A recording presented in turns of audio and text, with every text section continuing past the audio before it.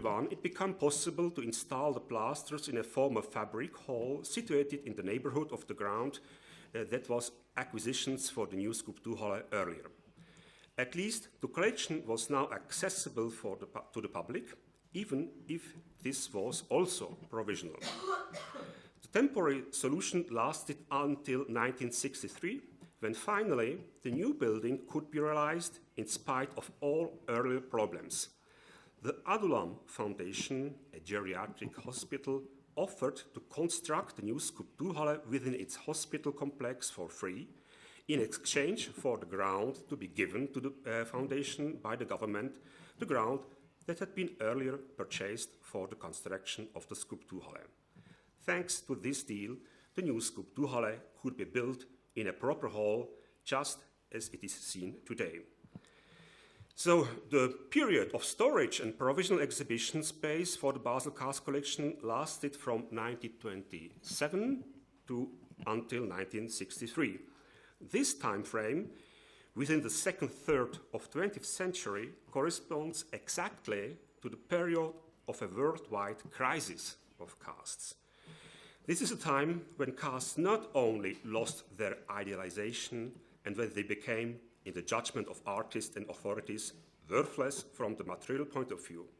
Cast collections were not only closed in increasing numbers, but were, in extreme cases, even physically destroyed. The Musée du Moulages in the Louvre was dissolved in 1927.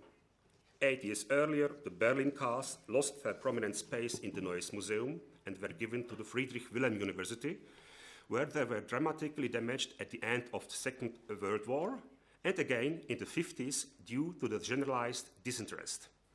The biggest comparative cast museum that ever existed, the Crystal Palace in London, Sydenham, was destroyed completely in 1936 by a devastating fire. The question of rebuilding the museum was never surfaced. In Basel, during the debate in the 30s about the need of a new Skulpturhalle, oppositional circles suggested, in a relentless and malicious way, to throw the plaster casts into the River Rhine. Curiously, such provocative voices wishing casts to be thrown into rivers had been previously proposed by other towns lying on rivers, such as Bern or Berlin. In such statements, not only the disdain against the plasters becomes manifested, water is the most dangerous element for plaster, but also in a metaphorical way, with the perception that the admiration of casts belongs to a literally floated away past. Now, let us come to the Renaissance period of plaster cast collections. The Renaissance of the cast collections occurred nowhere else as impressively as in the Basel Skulpturhalle. After previously mentioned dislocations, storage period, and provisory phases, in 1963 it could be set up in a new building, the actual Skulpturhalle at the Mittlere Straße. Very few cast collections are today exposed in proper architecture, built exclusively for them. This is again a special particularity of the Basel Skulpturhalle. Another particularity, since the reopening of the Skulpturhalle, the Basel cast collection is not, once again, a university collection. It is now part of the Cantonal Museum for Antiquities. Thanks to this new administrative organization, the Skulpturhalle enjoys again certain autonomy as one of the several public art museums in Basel. With the reopening in March 1963, a new era began for the Skulpturhalle, marked absolutely resolutely by the archaeologist Ernst Berger, who you see always on the chairs, supervising the works. He was born in 1928 and died in 2006. Ernst Berger, who, as the first director of the 1961 founded Antikenmuseum, not only built up the original collection, but who took charge of the Skulpturhalle too.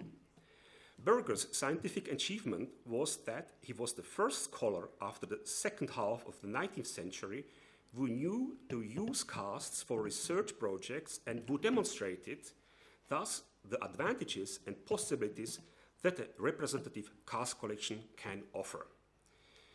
Allow me now to briefly call to mind the fruitful research projects of the late 19th century, only by one example. 19th century, where the casts have been used as tools for scientific reconstruction experiments. The best example offers the reconstructions projects of Georg Treu in Dresden. He reconstructed not only the pediments of Olympia, which were excavated by the time, but will also make experiments in polychromy, all in using casts as practical tools.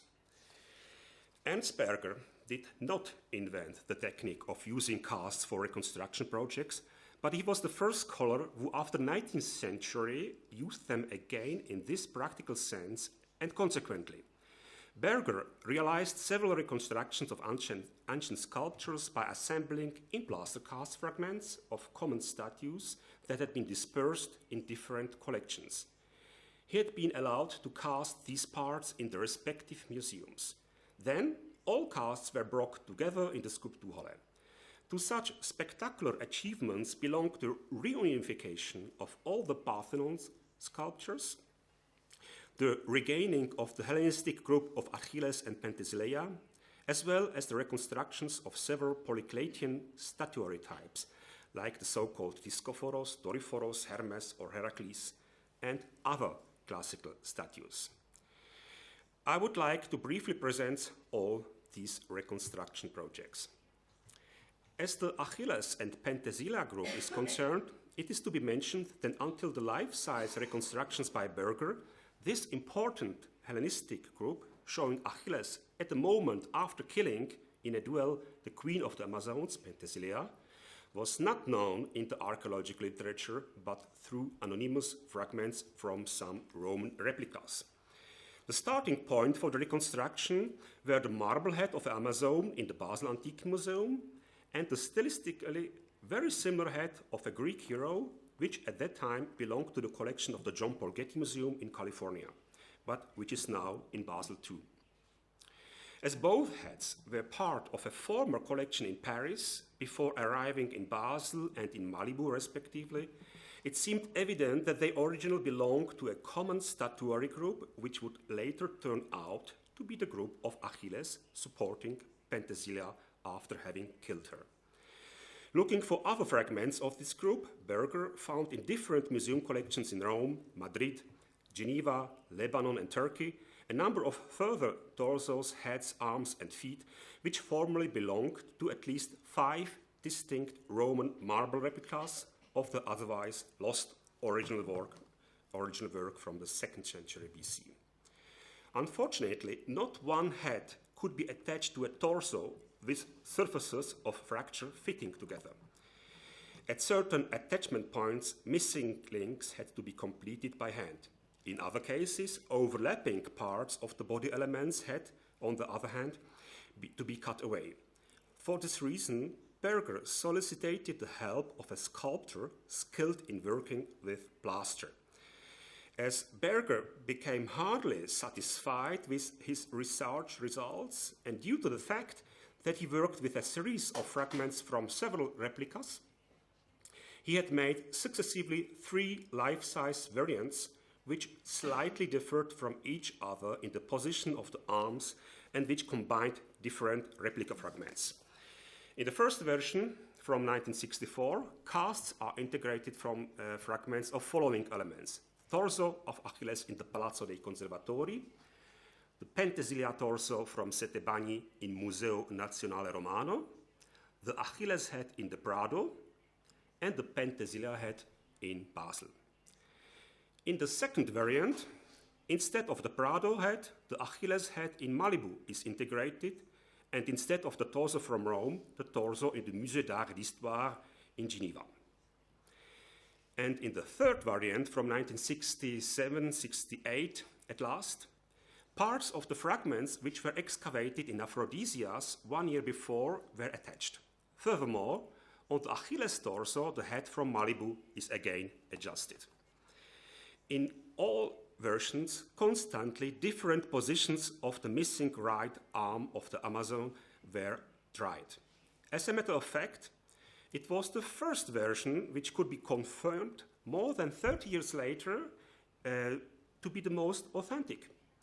In 1997, archaeological excavations in the villa of Herodes Atticus in Lucu, in Laconia, brought to light not only further fragments of a new Roman copy of Achilles and Penthesilea, but also a floor mosaics with a central medallion in which the Achilles Penthesilea group is shown in exactly the same composition as in the first reconstruction of Ernst Berger. A lovely coincidence. In 1967, Berger assembled through the use of casts the marble torso of an old woman in the Basel Antique Museum with the head of an aged lady from the British Museum in London, with the circular base of a statue found on the Athenian Acropolis, giving plastic form to the question if the torso and the head could not go back to a literary documented statue of the Athena priestess Lysimache, a masterpiece of the early Athenian classic sculptor Demetrios of Alopeke. This priestess had been honored by a statuary monument because she was reported to fulfill her duty for the long period of 67 years. In another reconstruction experiment, Berger combined through the means of plaster copies a male marble torso in a Stockholm private collection with the head from a Zeus Ammon herm in Naples, as a proposition for a statue of a Zeus Ammon recorded in ancient text to the early 5th century before Christ artist Calamis.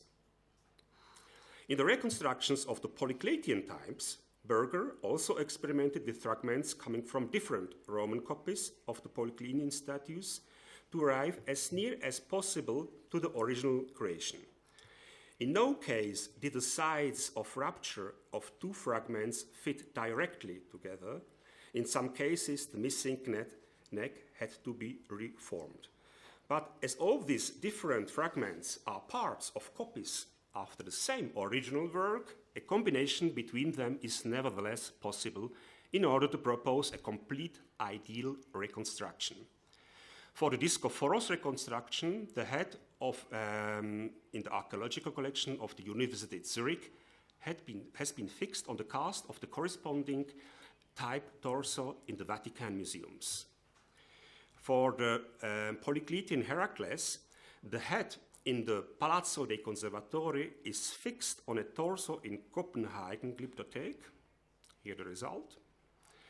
And for the Hermes reconstruction, on the cast of a Roman portrait statue in Chieti, the Roman head had been exchanged by a copy of a Polycletian male head in Oslo,